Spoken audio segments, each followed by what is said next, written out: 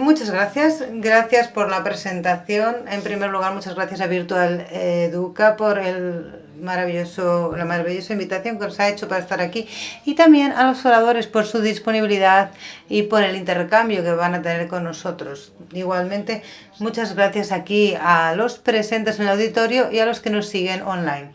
Muchas gracias por su participación, y al final de la sesión, al final del panel, tendremos una sesión de preguntas y respuestas y ustedes podrán dirigirse a todos los oradores o a cada uno de ellos, según su pregunta.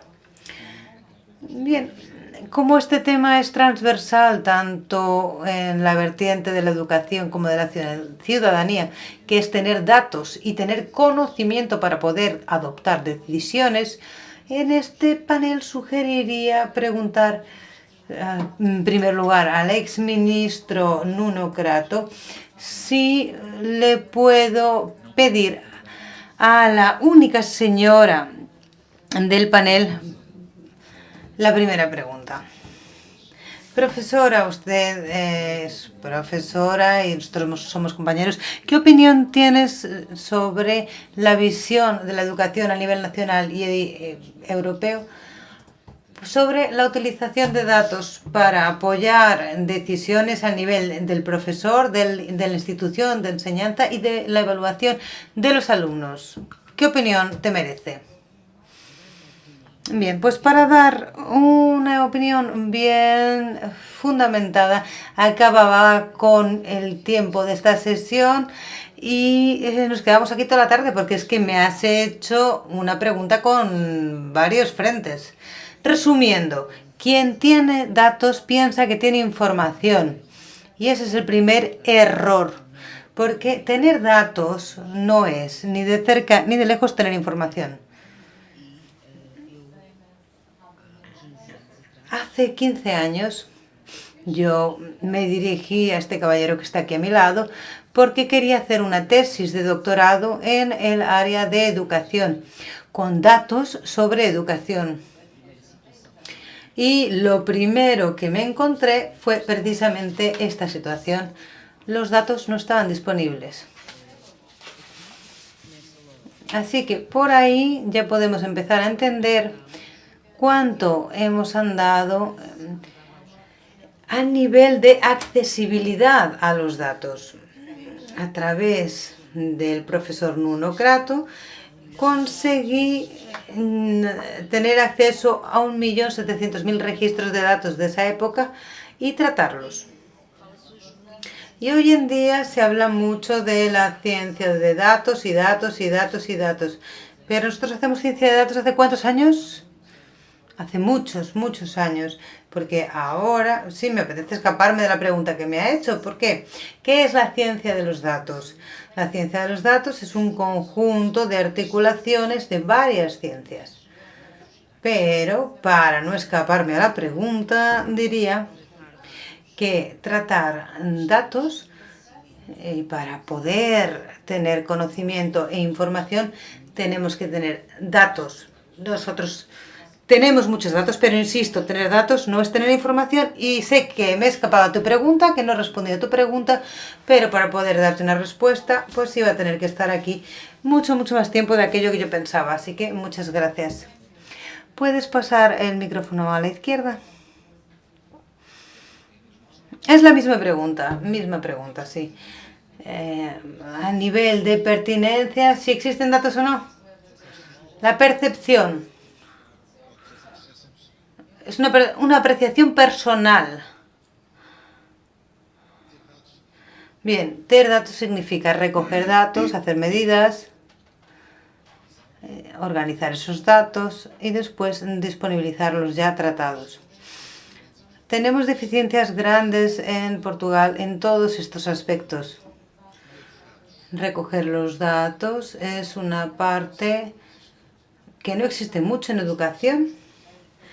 No sabemos en este momento cómo están los jóvenes del 5º año de escolaridad, ni del 6º año. No podemos comparar con otros años atrás, porque las series que había antes, que había de pruebas de nivel y después de exámenes nacionales, desaparecieron, así que no sabemos.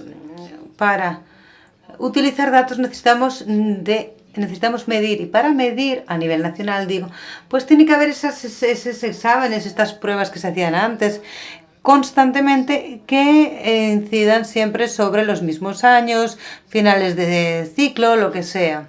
En este momento no lo hacemos, así que estamos con los ojos cerrados en relación a la realidad.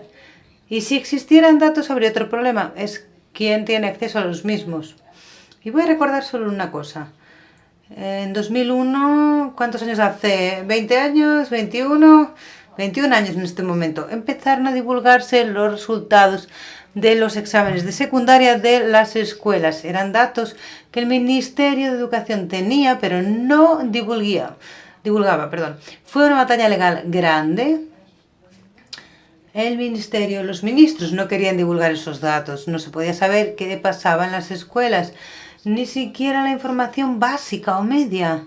Nada, no era información confidencial sobre este alumno o aquel, o esta clase o no, sino en general, cómo están funcionando estas escuelas, cómo aquellas, qué regiones del país están mejorando, cuáles no lo están haciendo. Esos datos no se disponibilizaban, el pueblo no los podía tener. Y esta es una actitud que durante mucho tiempo existió, y solo con una amenaza de un proceso judicial el ministerio empezó a divulgar los datos en 2001. Teníamos datos, pero, insisto, hubo que hacer un proceso judicial para que los investigadores pudieran... no se oye, perdón, tengo el micrófono lejos, dice el orador.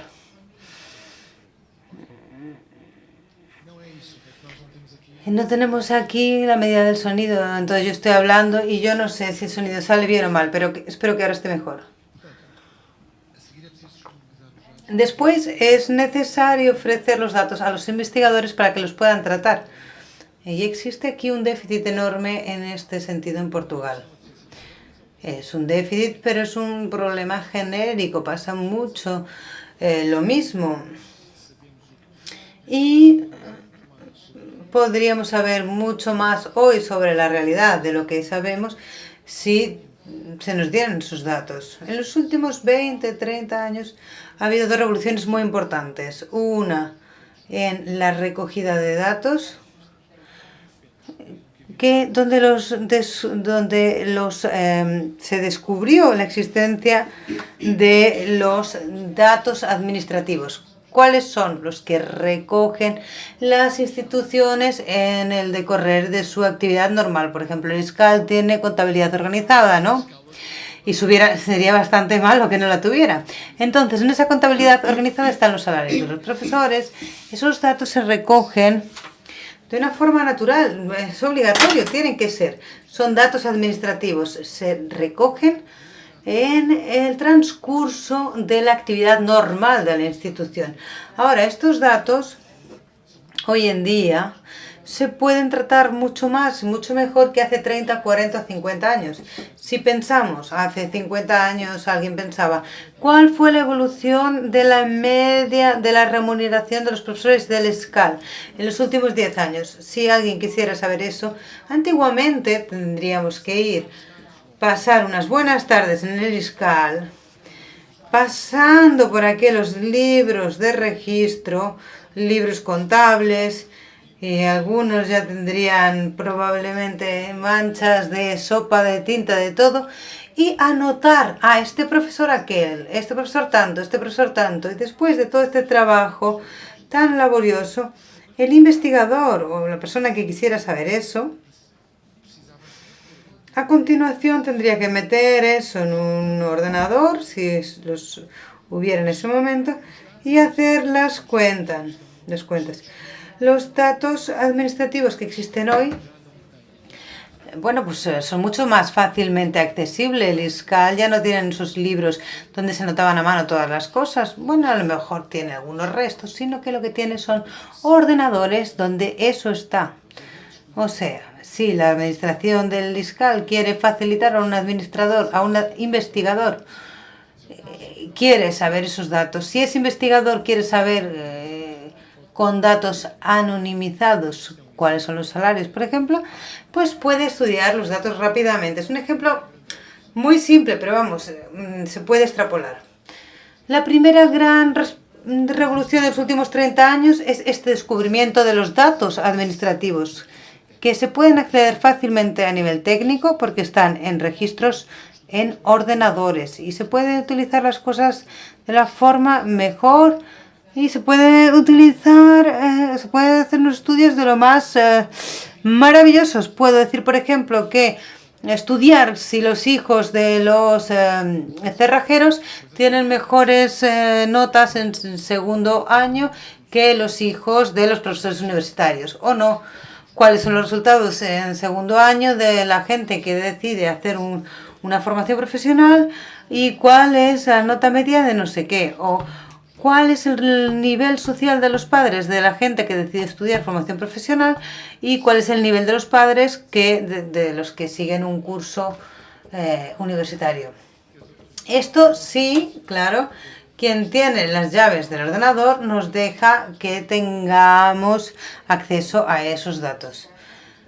Ahora, hace 30 años esta lucha fue por una cosa muy global. Ahora se da en muchos aspectos. No es el Ministerio de Educación el que cierra los datos, son el Ministerio de Trabajo, la Seguridad Social, etc. Hay que hacer una selección muy rigurosa para poder dar respuestas muy importantes. La segunda revolución de los últimos 30 años, pues también tuvo lugar en la econometría y son lo que se llama argumentos contrafactuales.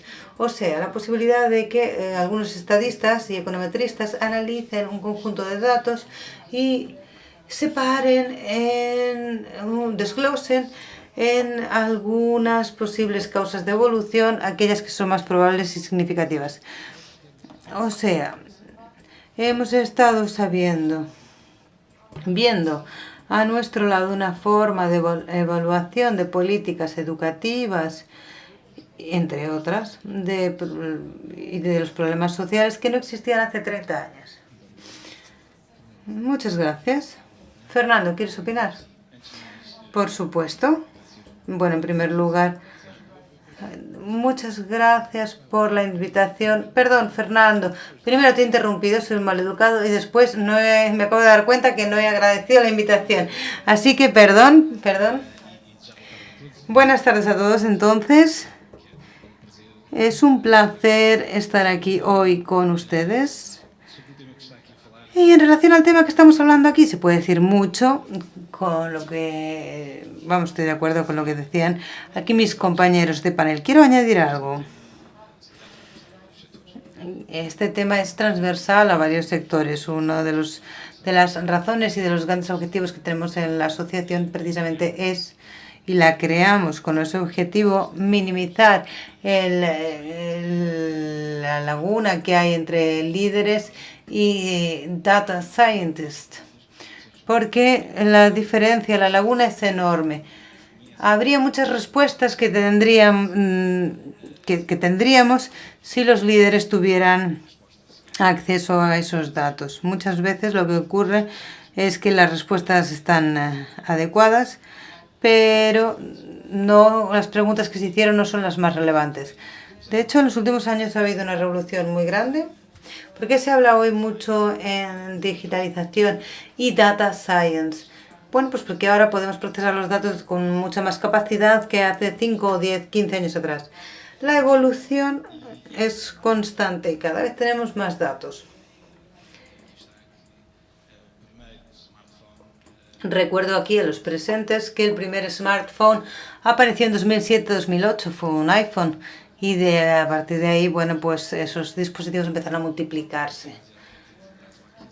Hace 30 años en la universidad yo estudié algoritmos y sistemas para determinar el camino más corto.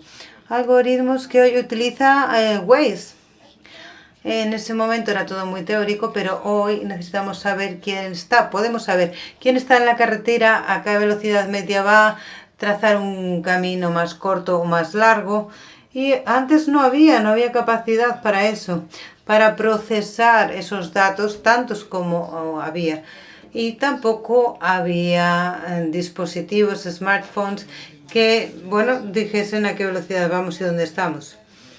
Volviendo al tema, bueno, pues la educación no es diferente a otras áreas. Hay una laguna enorme, hay mucha potencialidad.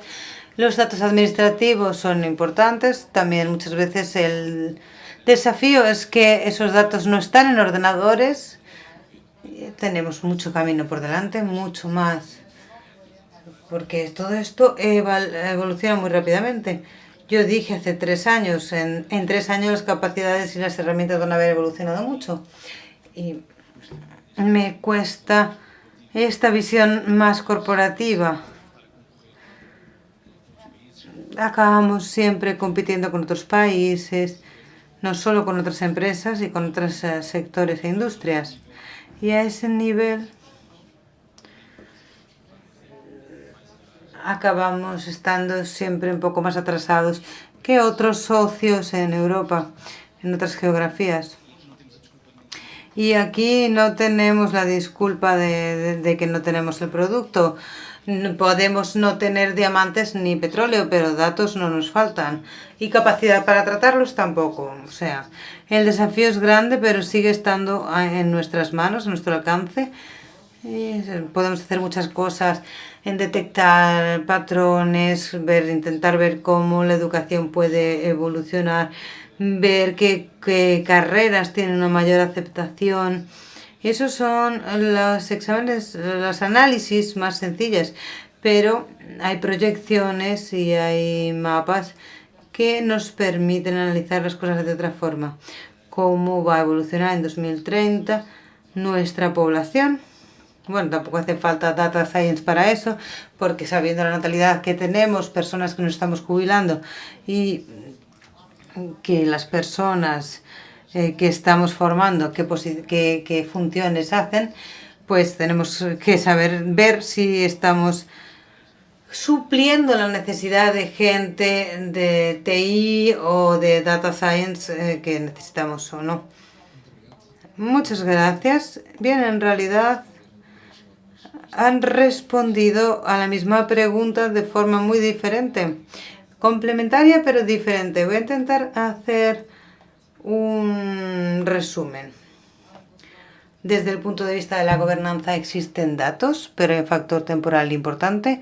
Tener datos no es tener información ni conocimiento. Muchas veces, según he entendido, llegan en tiempos que, bueno, acaba quedando obsoleto. Por otro lado, cómo trabajamos y analizamos los datos es un desafío, porque trabajamos con la enseñanza, la educación y con todos los actores en ese universo, en ese ecosistema. Tienen perspectivas diferentes y después, desde el punto de vista de negocio, también está la situación de si es económicamente viable, de que sea efectivamente interesante para que el Estado dé acceso a la educación de una forma más viable y al mismo tiempo disponible. Y Fernando ha lanzado aquí un tema que es el iPhone, por ejemplo, un excelente ejemplo de cómo un dispositivo complejo que se distribuye sin manual. Y esto es un desafío para quien desarrolla tecnología pensando en la educación. A los profesores les gusta enseñar y no que les enseñen. Y por otro lado, disponibilizar tecnología a un profesor sin tener que formarle, que utilice la tecnología como un lápiz, sin que necesite la tecnología al que le formemos, pues es un desafío también para quien está del lado de los proveedores de tecnología. Pero, por otro lado, efectivamente lo que hemos visto es que cuando no pagamos por los datos, el producto somos nosotros. Y muchas veces tenemos que formar a una tasa completamente diferente a nuestros profesionales y a nuestros alumnos con factores de diferenciación a nivel global, no a escala nacional. Y esto supone un problema. ¿Cómo aumentamos el éxito de nuestros alumnos sin facilitar el alumno, pero sí utilizando datos para mejorar el desempeño, sin sobrecargar a los alumnos. ¿Creen que esto, a los profesores, perdón, creen que eso es posible? Fernando, vas a empezar tú, que eres más corporativo y menos educativo. Pues sí, yo veo aquí una dificultad y un desafío grande en tu pregunta, teniendo en cuenta la velocidad a la que evoluciona la tecnología, especialmente en estas áreas tecnológicas. Los profesores, claro, conseguir seguir y ir enseñando el uso de las asignaturas y las prácticas y las metodologías que se exigen en el mercado es un desafío grande. Claro que se puede facilitar y crear tecnología para apoyar a los profesores. Cada vez hay más vídeos de otras universidades, el MIT, preguntas. Yo tengo 3 hijos y ellos cada vez tienen más acceso a tecnología, aulas virtuales, colegio virtual, etc. Creo que esa es la evolución de nuestro sistema de enseñanza. Está evolucionando mucho más rápido que nunca y creo que, de hecho, bueno, el paso podía ser un poco diferente. Y no quiero decir con ello que es una respuesta sencilla, porque siento que incluso para quienes están en las empresas la evolución está siendo muy rápida. En primer lugar, es necesario que seamos conscientes de esto y para no decir, no estar siempre echando las culpas a los mismos, pues habrá que empezar a valorizar un poco más a los profesores. Antes era el señor profesor y ahora ya ni siquiera hace falta decir señor. Entonces, esa puesta en valor tiene que seguir existiendo. El papel de los profesores va a seguir siendo fundamental, independientemente del uso o no de la tecnología. Los desafíos son varios, son procesos, pero sobre todo diría, y pongo aquí el mayor peso en la concienciación, porque hay mucha gente que todavía está lejos de todo esto. Y si yo hablo de digitalización, a lo mejor piensan es utilizar más ordenadores y ese no es el asunto. Sí, pues voy a afinar un poco el tema, voy a dirigirlo un poco más. Me gustaría saber si ustedes sienten que los profesores y la institución de enseñanza se sirve de la tecnología o la tecnología se sirve de ellos para alcanzar determinados fines. Si ellos se sirven o ellos son servidos. Yo ayer estaba allí en ese lado y el panel aquí de tecnología y educación era para educación para la ciudadanía. Y no hubo espacio para preguntas. Y voy a aprovechar hoy que estoy de este lado para hacer una mezcla de pregunta-respuesta. La pregunta o la cuestión es esta. La mayoría de los alumnos se quedan muy contentos, muy satisfechos, tal como los profesores, de poder volver a tener clases presenciales y no les gustó nada en la enseñanza remota de emergencia. Pero llamar esta enseñanza remota de emergencia enseñanza a distancia o enseñanza asistida por la tecnología es lo mismo que decir, bueno, he visto a alguien en la calle, ayudé a esa persona y he sido enfermero o médico. Vamos a ver, no es lo mismo. Cada uno en aquel momento hizo lo mejor que pudo con las herramientas que tenía para salvar aquella situación. Ahora, tenemos un camino por delante. Hemos crecido mucho, quizá 10 años, 15 años, si no hubiera habido COVID, no hubiéramos crecido lo que hemos crecido en estos últimos 2 años, pero estamos lejos de, el hecho de tener técnicas, haber conocido técnicas que antes no conocíamos. Nadie tiene modelos al nivel de lo que tuvimos antes del profesor primario, de primaria o de secundaria que le marcó. ¿Qué modelo tengo yo de un profesor que me haya dado clases a distancia? Yo no tengo ningún modelo de un profesor así, mientras que en la enseñanza presencial me acuerdo de varios profesores que fueron muy marcantes en mi vida. Por lo tanto, yo tengo que tener formación online de pedagogía y de herramientas digitales y de tecnología, aunque tal vez tenga algunas, pero no las suficientes para conseguir motivar y captar la atención de mis alumnos, que no es porque sepan utilizar muy bien el teléfono, mejor que yo, que saben Word y Excel y pueden hacer, como decía nuestra compañera ayer, que pueden hacer búsquedas en Google y con ello no entienden nada de Word ni de Excel. Y nosotros pensamos que porque saben utilizar el teléfono tienen competencias digitales fantásticas y no.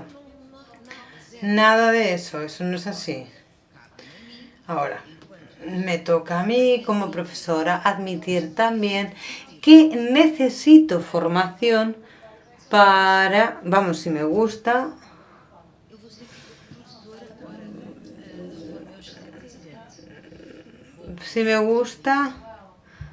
me voy a reformar a los 67, tengo 35, ya tienes 35, sí. Tengo algunos añitos por delante todavía, entonces, o me adapto a las nuevas tecnologías, voy a querer seguir teniendo alumnos motivados en la clase, porque a mí me gusta enseñar y me gusta ser profesora, y la enseñanza no creo que nunca pase 100% online, pero que se va a complementar con herramientas híbridas o va a tener herramientas que complementen la enseñanza presencial, pues eso sin duda. Y yo me voy a tener que adaptar. Y aquí es donde creo que respondo se complementan, o sea, es servido y sirve. La tecnología sirve a las instituciones y las instituciones se sirven de la tecnología. Ahora creo que si no me he escapado de la pregunta he respondido. Muchas gracias, Carla. Después sigo. Vamos a pasar la palabra al siguiente orador, doctor Nuno.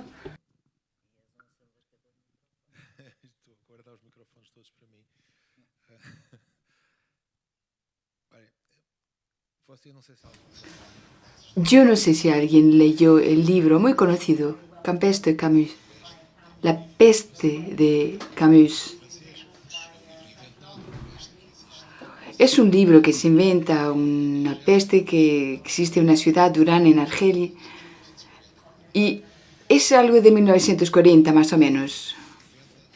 Es algo que él inventa y nos cuenta la historia de lo que sucedió.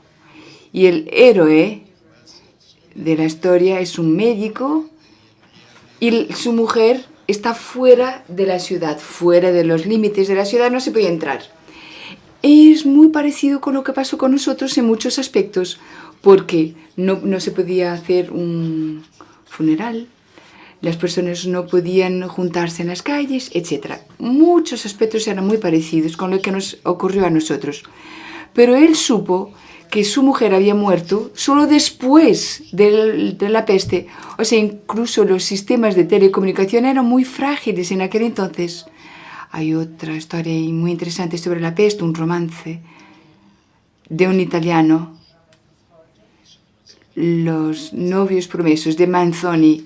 Ese es de 1630, en la gran peste de Milano. Y son dos novios que se pierden uno de otro. Un va hacia Monza, el otro hacia Milán, otro al lago Como. Se vuelven 2 o 3 años pasado hasta que se encuentran otra vez. Y tenemos nosotros inmensa suerte de haber tenido esta pandemia con ordenadores al lado, con el Teams, con el Zoom y todas estas plataformas, porque hemos podido seguir enseñando. Ahí la tecnología ha sido fenomenal, porque hemos podido mantener el contacto con los alumnos. Pero claro, no tienen la misma calidad que el contacto presencial. Nadie puede sustituir la enseñanza presencial. Porque siempre que me hablan del admirable mundo nuevo, que las máquinas hacen y esto y aquello, no. Nada puede sustituir el contacto ojo en ojos, tocar en las espaldas, incluso estar un poco en movimiento en la clase. Todo lo que es normal tener una clase. Y tenemos que tener cuidado porque felizmente que tenemos la enseñanza presencial. Pero pregunto, ¿sabemos cuáles han sido las pérdidas de aprendizaje debido a la pandemia? No, no lo sabemos. Hay países que sí lo saben. Holanda, por ejemplo, sí que lo sabe exactamente. ¿Y por qué? Porque tiene 2 pruebas estándar al año, que todos los alumnos lo hacen cada año. Así Holanda sí que lo puede hacer, pero nosotros no. Es como estamos ciegos, no sabemos qué pasó durante la pandemia. Y como no sabemos, es difícil actuar. Y para eso nos sirven los datos. Cuando no estamos ciegos respecto a los datos, ¿qué podemos hacer? Hay que creer que ahora va a ser mejor, vamos a intentar. Pero la pandemia trajo otro problema. Es que la pandemia no ha sido una carrera de obstáculos y de repente tenemos ahí un gran camión y la persona para, el camión sale y seguimos. No, la pandemia nos tocó a todos de manera distinta. Existió una disrupción de la enseñanza. Y a lo mejor el alumno A aprendió mucho más que el B menos que el C, etc. El alumno A avanzó en matemática, pero el B no avanzó en inglés, etc. Nosotros no sabemos qué pasó. El profesor en la clase puede hacer varias pruebas para tener esta información, pero a nivel nacional no tenemos datos y esto es muy negativo respecto a la manera como podemos actuar. Pero existe otro mundo, un mundo nuevo y admirable, un mundo donde el alumno contesta en un quiz, en preguntas a través de una encuesta, él hace qué pasó a través del ordenador, ve dónde tuviste dificultad y avanza para hacer preguntas de maneras diferentes. Y esta herramienta es una herramienta fantástica a través del cuestionario. Y que necesitamos una inteligencia artificial, pero ni siquiera muy desarrollado. Pero estas pruebas adaptativas que permiten avanzar, contestar, si contestaste bien la pregunta A, vas a hacer la A1, etc. Pero estas pruebas permiten también al profesor saber dónde los alumnos tienen más dificultades. Y así, a través de la inteligencia artificial, nosotros podemos cambiar para que estas pruebas y todo esto nos lleven a funcionar bien en la clase. Pero este es el admirable mundo nuevo, porque yo no conozco a ningún profesor que lo tenga organizado en sus clases. Pero podemos seguir soñando, porque esto es posible. ¿Puedo hacer la próxima pregunta para Carla, en la línea de lo que hemos dicho?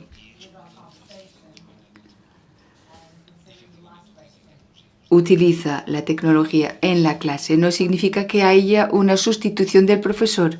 Eso tiene que ser un complemento para poder ofrecer el conocimiento, involucrando a los que tienen una experiencia de enseñanza positiva para alumno y profesor, y solemos ir a por lo que, como dijo Carla, es el Office. El Office ha sido una adaptación por el COVID. Los retos utilizan la tecnología, claro, pero lo que interesa es construir contenidos que sean adaptativos a los modos de aprendizaje de nuestros alumnos y que permitan en plataformas intermodales, que no sean únicamente de un colegio, que así se pueda compartir conocimiento y compartir los datos con el docente, con la unidad científica donde está, con la IES, para que se sepa qué se puede hacer para que él pueda tener un éxito académico mejor y dar a toda la estructura herramientas. Pregunto, ¿ahora la formación de los profesores de esta manera tan generalizada incluye el admirable mundo nuevo? Sí. ¿Rápidamente? No. ¿Tengo 5 minutos? No, claro que no. ¿Pero qué es necesario? En una perspectiva positiva. Es que los profesores tengan la voluntad, porque hay una resistencia. No hay que tener sueños. Hay los que son como el viejo del Restelo en los Lusíadas, los que son muy anticuados. Pero los que quieren, pueden. Ayer en este espacio, una intervención dijo, mis alumnos esto, todos son los alumnos, cuando son los profesores mismos que dicen, hay una pizarra interactiva pero no sé utilizar, tengo una cámara no sé utilizar. No, esto es horrible, cuando son los docentes que ellos mismos dicen esto. Yo tengo la suerte de que tengo un colegio que tiene unas condiciones formidables. No, perdón, que tiene unas condiciones tan malas que no podíamos ni siquiera impartir clases. Pero ahora tengo ahí mi presidente y dentro de nada me va a dar una carta de dimisión y ya no sigo trabajando. No, y esto es un apelo a que el Ministerio de Educación dé dinero a la escuela para que la escuela pueda mejorar sus condiciones. No, pero lo que quiero decir es que si hay una escuela que en términos físicos no tiene condiciones para funcionar, pues esa escuela sería ISCAL, pero pese a todo, ISCAL tiene excelentes instalaciones. No es esto que quiero decir. Ha logrado en tiempo útil instalar en sus clases tecnología que permitiera a los profesores estar en la clase con los alumnos en casa, el turno A y el B, horrible para los profesores porque hablamos para la mitad de la clase acá y la otra mitad estaba en casa, horrible. ¿Nos ha gustado? No, pero era lo que era posible y teníamos condiciones para hacerlo. Pero enseguida oír a alguien decir, no tenemos condiciones. No, las tenemos. Pero también tenemos que tener la voluntad, porque son situaciones excepcionales. Y tenemos que hacer un esfuerzo de adaptación a esta nueva realidad. Es una nueva realidad difícil, sin duda, que es un reto, sí. Pero yo no puedo tener alumnos en la clase durmiendo porque el profesor no es interesante. Solo falta que vuelva a lo antiguo. Una hoja transparente donde se escribía con un boli especial y se proyectaba en la pared. No. Tenemos que adaptarnos a algunas de estas tecnologías. ¿Se nos gusta? Bueno, en un primer momento, ¿cómo se dice? Vamos a extrañar, va a ser un poco raro. Pero después va a entrar y ya está. Quiero tener alumnos motivados, quiero tener éxito. Y para ello, bueno, no hago malabarismo en la escuela. No, en la clase no lo hago porque eso no me va. Pero si tengo que aprender un poco más sobre tecnología, pues eso lo hago. Voy a aprender un poco más también sobre la gamificación para hacer esas pruebas con cuestionarios. Vale, eso muy bien. Eso me gusta.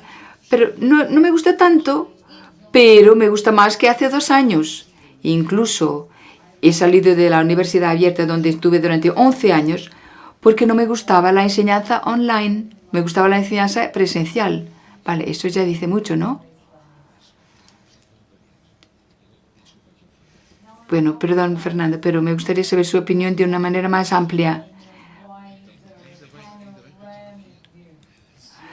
Bien, porque me gustaría tomar la palabra. Mi opinión sobre este tema es un poco diferente de la mayoría. Hacer una enseñanza organizada. Bueno, las dos cosas esenciales de la enseñanza para mí son muy sencillas. Un programa, un currículum y una evaluación. Si tenemos profesores con cualidad, con conocimiento de la materia, tenemos que tener un currículum y después la evaluación. Y todo se estructura alrededor de estos dos aspectos. Los manuales, las pruebas, etcétera, se estructuran alrededor del currículum. Pero no se puede pedir a un profesor, no es justo pedir al profesor que sea él a estructurar su currículum. Ahora tenemos esta idea de un currículum que es casi personalizado. Cada escuela tiene su currículum, todo es flexible. Yo creo que esa es muy mala idea. Un profesor tiene dificultad en crear un currículum porque necesitamos equipos de expertos que sepan la materia. Por ejemplo, el currículum de matemática. Tenemos que tener matemáticos profesionales que nos puedan ayudar, ellos que conozcan teóricamente la matemática. Necesitamos otros que nos digan cuáles son las dificultades de los alumnos y otros expertos en currículum. Y esto son grupos que no pueden tener una formación, uno en esta escuela, otro en aquella y otro en otro. En un país incluso pequeño como el nuestro, a veces tiene dificultad en crear un grupo sólido de expertos en esta materia. O sea, el currículum tiene que adaptarse centralmente. Y alrededor de esto se estructura el manual escolar. No es justo pedir a un profesor que hace, por ejemplo, historia, y ahora se le dice, ahora va a YouTube, ve los videos y ve cuáles son los apropiados. Y es usted que va a explicar la historia de las invenciones napoleónicas y tiene que buscar su material. Esto no es justo. Tenemos que tener conocimientos y actitudes para que el profesor tenga que ver, este es vídeo mejor, vuelva atrás, ¿qué va a pasar? Pero esto no significa que los profesores no lo hagan con gusto, pero tiene que estar todo preparado para ello.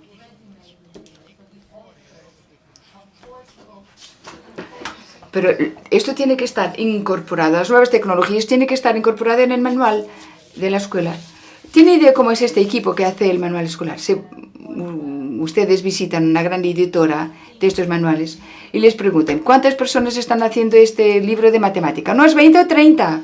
Porque tenemos el técnico gráfico, el profesor de matemática, el autor, lo que va a corregir, el infográfico, la persona que va a diseñar todo ello, que va a ver dónde va a ver un video, dónde va a buscar no sé qué, el diseño, dónde está el mejor gráfico para esta idea, etcétera, etcétera.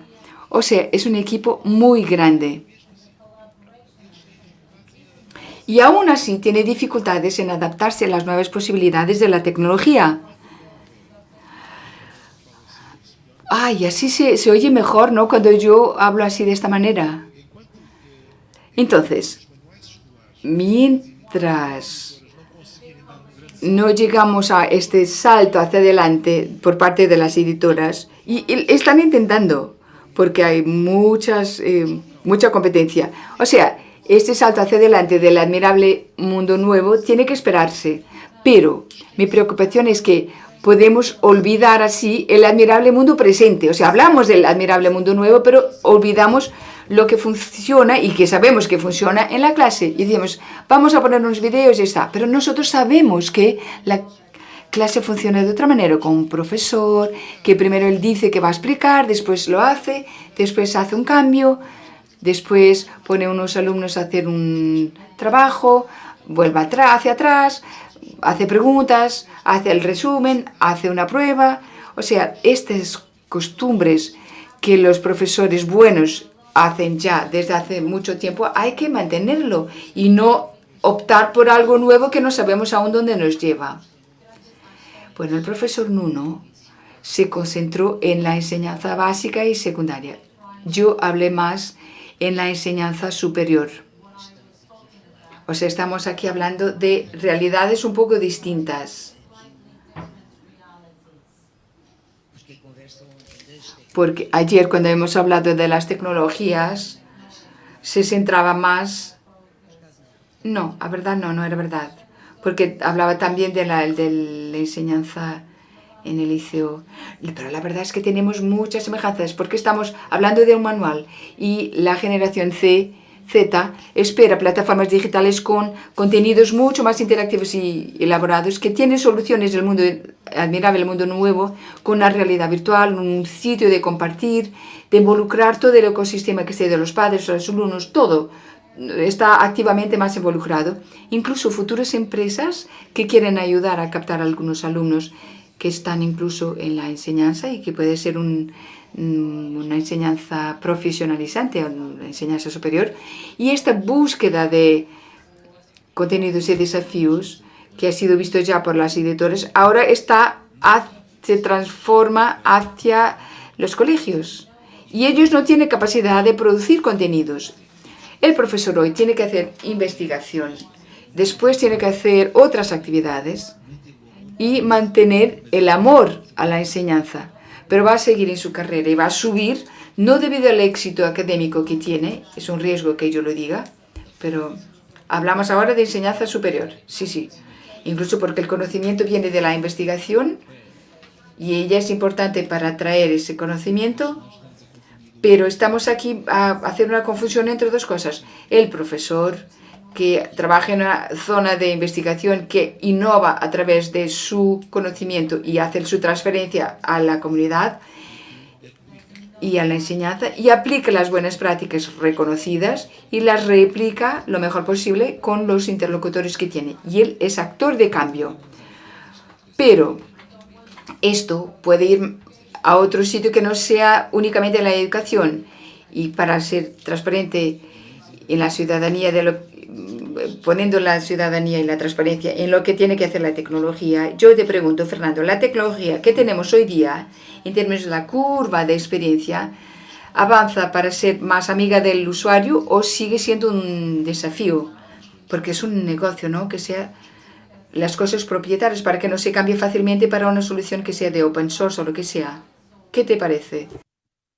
Enfim, eu gostava de comentar, se calhar não respondendo diretamente à pergunta, embora... Bueno, no contesto directamente a la pregunta, ya llego. Yo creo que las herramientas hoy día son cada vez más amigas del usuario. Pero cuando hablamos de ciudadanía, y hace poco hablé de la laguna que existe entre los líderes y los que trabajan datos. A lo mejor no he dicho, pero la cuestión es la falta de literacia que existe por parte de los gestores, de los líderes. A veces hablo en general y es más difícil sin un ejemplo práctico. Y tenemos aquí efectos perversos. Si yo preguntara a todos que están aquí en la sala, ¿quién hoy utiliza la inteligencia artificial y la data science a diario? Pocos irían a decir que sí, pero la verdad es que todos lo utilizan. O sea, este tema del admirable mundo nuevo ya existe, está entre nosotros. Todos utilizamos el Google, el Facebook, Netflix, utilizamos el Booking, buscamos los mejores precios a través del Momondo y Dreams. Todas estas herramientas, el coche que conduce inseguro, a veces para solo porque tiene una visión en ordenador y tiene algoritmos por detrás. O sea, esto ya está entre nosotros, ya vivimos el mundo nuevo. Ahora tenemos que querer aceptarlo o no. Y algunas personas dicen, no, eso viene en un futuro muy lejos, pero hay otros que lo viven de manera diferente. Y aquí tenemos un efecto perverso que está escondido de los que están un poco más lejos de todo esto. Aquí hablamos de educación y ciudadanía. Y el efecto perverso ha sido un tema muy importante para nosotros. Nosotros como asociación. Nosotros no somos regulador, pero trabajamos en estos dominios. Sabemos entonces el peligro que está por detrás de muchos de estos aspectos. Todos conocen el caso de Cambridge Analytica y la manipulación, las noticias falsas, las fake news. Imagino que eso sea muy conocido. Pero les doy otro ejemplo. Los que tienen hijos o los más jóvenes hacen juegos en el ordenador con la PlayStation. Y por detrás de esto tenemos algoritmos que sirven para manipular las personas y para crear la adicción al juego. Y esto está hecho de esta manera no para hacer daño a los niños o a los jóvenes o adultos que juegan también, sino porque se hicieron para maximizar el beneficio y la utilización. Y el efecto paralelo es este. Fortnite, por ejemplo, mis niños no pueden jugar. Es un juego que tiene varios problemas, aquí no voy a entrar en detalle, pero FIFA que es que ellos juegan, y es más común que se juegue por todas partes, tiene algunas funcionalidades de abrir PEC. ¿Y qué son estos los PEC? Son algo parecido con hacer un juego de slot machine, y les encanta porque tiene el beneficio y se queda con este jugador. Ganan monedas, con las monedas pueden comprar jugadores, pero ¿qué lo hacen? No, juegan. Y es un juego que no tiene nada que ver con el juego principal. Así, amigo del usuario, para los jóvenes y para los que utilizan, pues cada vez es más sencillo. Lo utilizamos incluso sin saber. Pero los efectos perversos son varios. Y la tecnología ha sido creada para que tengamos una vida mejor, pero me pregunto, ¿no está transformando nuestros jóvenes en unos pesados, vagos, sin salud? Prefieren jugar el FIFA y no en fútbol en la calle, y jugar el Fortnite y no jugar fuera en la calle. Bueno, esto todo nos ayudó muchísimo en la pandemia. Hay beneficios claros a nivel de la educación, pero hay otros temas que hay que discutir. Tenemos un código de conducta ética para las empresas que quieren adoptarlo. Estamos a desarrollar un documento sobre la inteligencia artificial responsable. Hay mucho que hacer. Pero la pregunta, ¿y los reguladores no hacen nada? Pero la verdad es que no entiende cómo funcionan los algoritmos. La tecnología avanza más deprisa que la de los reguladores. Ellos no pueden hacer un seguimiento. Y este es el peligro. No es que sea fácil o no de utilizar, es fácil. Es fácil desarrollar las soluciones interactivas y adaptativas. La tecnología existe, está disponible. Es una cuestión de que queramos utilizarla y desarrollarla. Pero tenemos que pensar en los efectos perversos y en un resultado que a veces no conocemos. Es normal cuando hablamos de los efectos negativos de la inteligencia artificial, pensamos en Cyborg y el exterminador para matar a las personas, pero hay mucho más que esto. Y esto es un tema que me gustaría aquí subrayar y hay que tener conciencia de ello. Esto tiene influencia sobre nuestros jóvenes. Otro tema, no quiero monopolizar, pero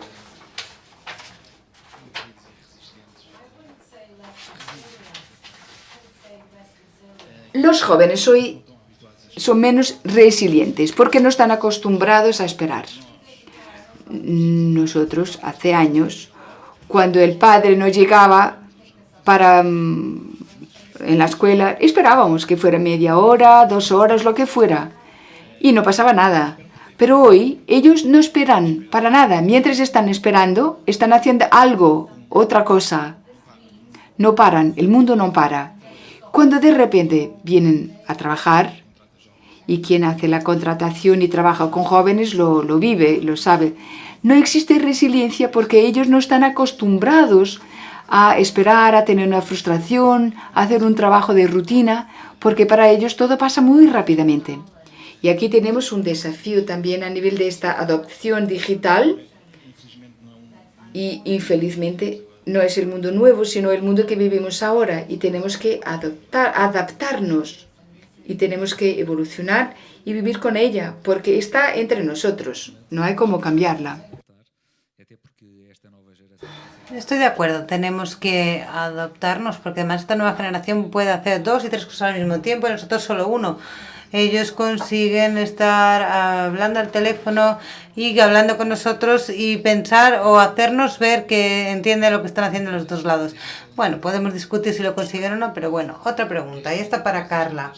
En este momento no existe el riesgo, y cojo lo que estaba diciendo Fernando, en relación a inteligencia artificial, de que tengamos en nuestras organizaciones sistemas altamente complejos que utilizan algoritmos de inteligencia artificial que sugieren un determinado camino para nuestra organización o para determinadas decisiones que posiblemente en los cuerpos de dirección puede ser que no esté de acuerdo con ese sistema. ¿Ustedes qué piensan? ¿Confían más en la decisión que viene de un sistema parametrizado en diferentes geografías y les da esa respuesta, o en las personas que ustedes tienen. Bien, para mí es fácil responder a esa pregunta, porque el ISCAL es una familia, es una institución, es una casa relativamente pequeña.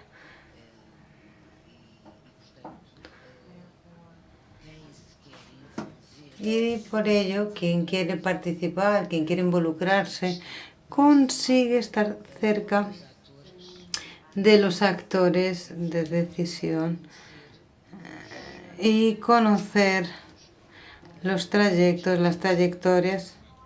A ver, con hechos consigues defender la lógica del sistema, con hechos.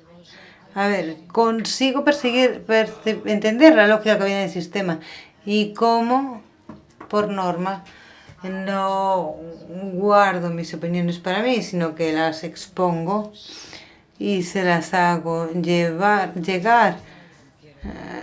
E incluso cuando no me quieren escuchar, muchas veces, bueno, pues voy allí a tocar a la puerta de quien sea y digo, considero esto, aquello, lo otro. Bueno, pues acabo sabiendo al final el motivo de por qué se están haciendo las cosas de aquella forma. Concretamente, y puedo dar un ejemplo específico, a nivel de la implementación de algunas cosas informáticas. ¿Por qué esto aún no está hecho o aquello sí? Porque tenemos un banco de horas, por ejemplo, para probar, para testar a la empresa de informática, y somos una empresa, una entidad pública y tenemos un presupuesto y no podemos superarlo. Ok, vale, pues ya está todo claro, ¿no? Ha reducido mucho la pregunta, pero bueno, no puedo ir más allá de mi realidad. No estoy en el sector privado. Pero yo no decía en el sector privado o público, pero gracias por ese intercambio. No sé si tienen algo diferente. Quiero comentar lo que decía Fernando porque me pareció muy interesante y lo transfiero a nuestro lenguaje del día a día. Suficientes bolígrafos tenemos para escribir una obra, pero escribir una obra es muy difícil y las personas no tienen noción de eso. O sea, hay una tecnología muy desarrollada que nos permite hacer cosas con las que ni siquiera soñamos y que está a nuestra puerta, aquí a nuestro lado. El problema es que cómo lo aplicamos en la enseñanza, porque muchas veces se han hecho pruebas, experiencias, experimentos con juegos. Por ejemplo, si decimos a los jóvenes, ¿no les gustaría tener en lugar de un manual una plataforma visual que saliera ahí un juego, un dinosaurio, un no sé qué? Y todo el mundo dice, sí, sí, me encantaría, yo también. Y la cosa es, ¿se aprende algo con eso? Y eso es lo que es muy complicado de hacer. O sea, se han hecho muchas experiencias con juegos matemáticos que llegan a la conclusión de que los juegos son muy interesantes, los adultos, los jóvenes se involucran mucho, aprenden mucho a jugar juegos matemáticos, pero no aprenden matemáticas. ¿Eso se transpone a aquello que nosotros queremos después o no? ¿Es solo para que los jóvenes se entusiasmen o es para que aprendan? Y esa es la cuestión, cómo vamos a poner toda esta tecnología que está en nuestra puerta al servicio del aprendizaje. No de la motivación, porque eso ya está, al servicio del aprendizaje de los jóvenes. Creo que eso es muy complicado. Se puede hacer, por supuesto, puntualmente y hay que hacerlo. Sí, que como profesor de historia pongamos un vídeo de la Revolución Francesa y que se explique cosas con mapas, etcétera, etcétera, y de Google, y que nos pongan a los alumnos a hacer trabajos utilizando Google y no sé qué, no sé cuántos. Muy bien, pero ¿cómo nos aseguramos de que esta nueva tecnología va a servir para educar a los jóvenes? Y eso es muy difícil. Yo no sé dar respuesta a eso. He estado varias veces en editoras, no solo en Portugal, en Inglaterra, en Brasil, que están haciendo experimentos muy interesantes sobre la transferencia de inteligencia artificial para elaborar manuales, testes, pruebas, etc. Y yo miro todo eso y pienso, bueno, puedo estar soñando mucho, puedo estar siendo injusto, no sé, pero me parece que todo es muy primitivo. Desde el punto de vista del aprendizaje es muy primitivo. No desde el punto de vista tecnológico, porque ahí es fantástico. Puedo hacer, bueno, pues es un manual escolar donde salta un dinosaurio. Pero bueno, además es caro. Las editoras lo hacen en varias cosas, no es más que una animación digital, muy muy caro. Pero esto, ¿cómo se transpone? Estamos todos soñando con este mundo nuevo y bueno, está bien que venga el mundo nuevo, pero que venga para la educación. No solo que venga... Si queremos divertir, bueno, pues nos vamos al cine, no hace falta ir a clase. Para educar, ¿cómo se hace?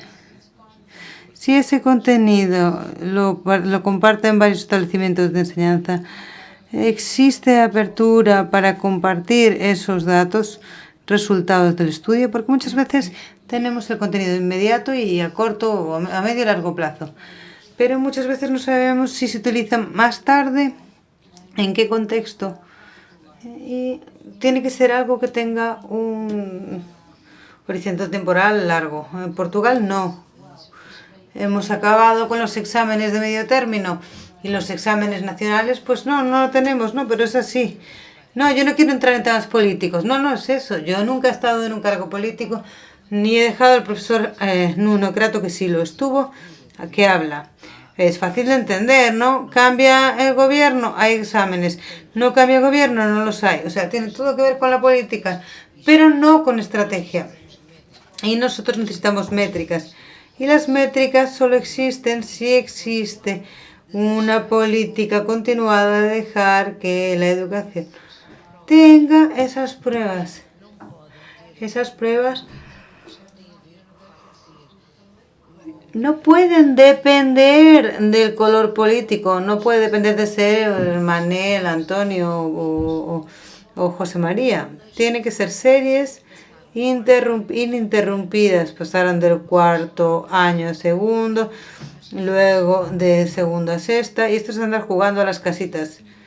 Vamos a tener 7 minutos para acabar y me gustaría hacer una última pregunta y luego voy a girar el micrófono a los oyentes a ver si alguien quiere preguntar algo. Última pregunta, entonces. Hoy sabemos, efectivamente, hoy que mucha de la información que tenemos en nuestras organizaciones, de compliance, por ejemplo, de cumplimiento para gestionar el negocio, para los reguladores, etcétera, sabemos que el 20% permite generar inteligencia, o sea, innovación. O sea, la innovación no tiene que ser creativa con cosas externas, puede ser resultado de la información que está en la organización, siempre y cuando haya conocimiento en la misma para utilizarla. ¿Qué opinión les merece? ¿Eso está ocurriendo o simplemente generamos información para garantizar el cumplimiento de las obligaciones a las que estamos sujetos? Bueno,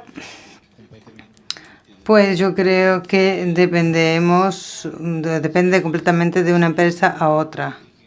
Todas las empresas, cada empresa tiene una política diferente y puedo compartir con ustedes algunas encuestas que hemos estado haciendo.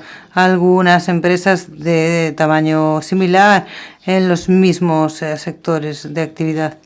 Cuando estamos hablando de herramientas digitales, de su adopción, cuando estamos hablando de grandes empresas o aquellas que ya nacieron digitales, y las pymes no tienen la misma capacidad o el mismo acceso.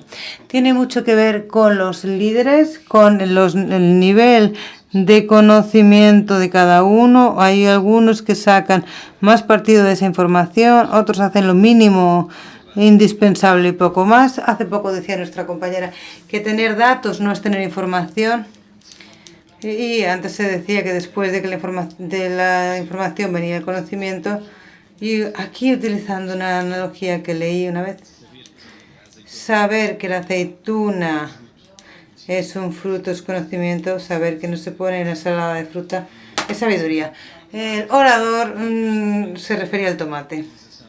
Hay niveles diferentes de utilizar los datos, hay algunos usos más arcaicos y hay otras organizaciones que están sacando partido al nivel más alto. Hay algunos que ya han nacido digitales, hay otras empresas más tradicionales. Tenemos aquí dos ejemplos. y les demuestran una paradoja. Amazon creando tiendas físicas, saben que también creen, ganan dinero, y por otro lado tenemos a Walmart, que es un minorista americano que cada vez se está convirtiendo en más en digital para optimizar márgenes, etcétera, etcétera. O sea, sin pensar en la campaña, bueno, pues tienen algoritmos por detrás gestionando los precios y demás. Empresas cada vez más digitales, independientemente de su dimensión, y otras que navegan más de acuerdo con la marea. Unas mareas van y otras no vuelven. Pero bueno, creo que no hay una respuesta global y única para todas las empresas. Sí, estoy de acuerdo con lo que dice Fernando, pero no conozco tanto conocimiento como él en relación a las empresas.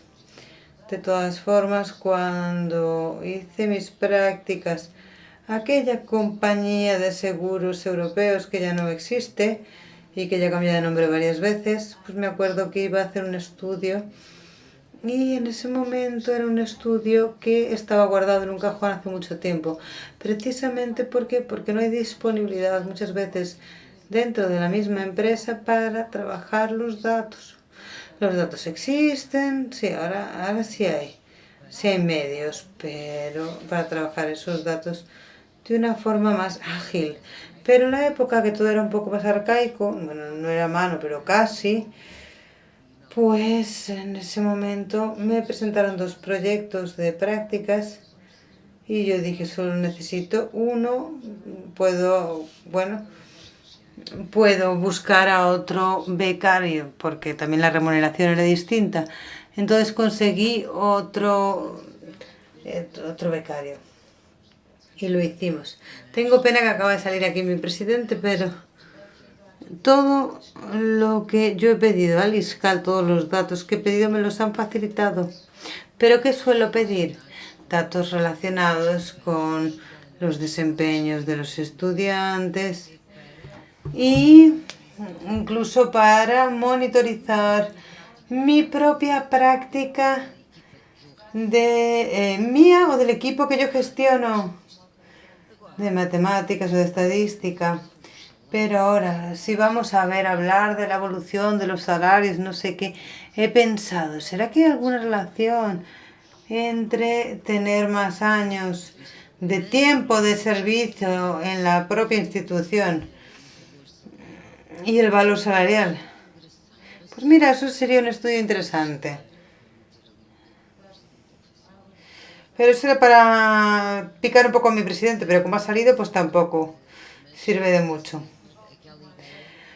Queda siempre la idea de que las empresas muchas veces tienen los datos, o a veces no tienen tiempo, otras veces tratan los datos según sus intereses o de alguna de las personalidades de la empresa, el presidente, algún liderazgo intermedio.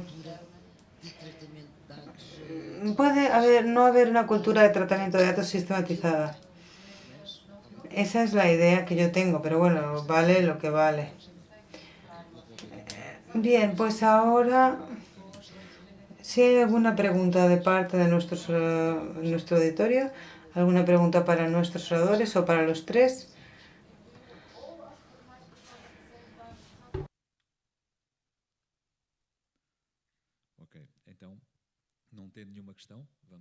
Bien, pues si no hay preguntas, voy a continuar con los datos. Es el momento de continuar. Muchísimas gracias por esta colaboración. Creo que transversalmente hemos tocado todo el tema de los datos y la colaboración y la ciudadanía en el tratamiento de datos y la equidad. Muchas gracias, Fernando, por ser el presidente de la DSPA, a la profesora Carla Martínez como docente del ISCAL y al profesor Nuno Crato con 3 funciones aquí. Muchísimas gracias por estar aquí y por habernos dedicado un poco de tiempo aquí. Y a todos los oyentes, muchas gracias. Espero que hayan gustado de lo que han oído y que haya servido para mejorar el conocimiento. Muchas gracias y dejamos el paso al siguiente panel.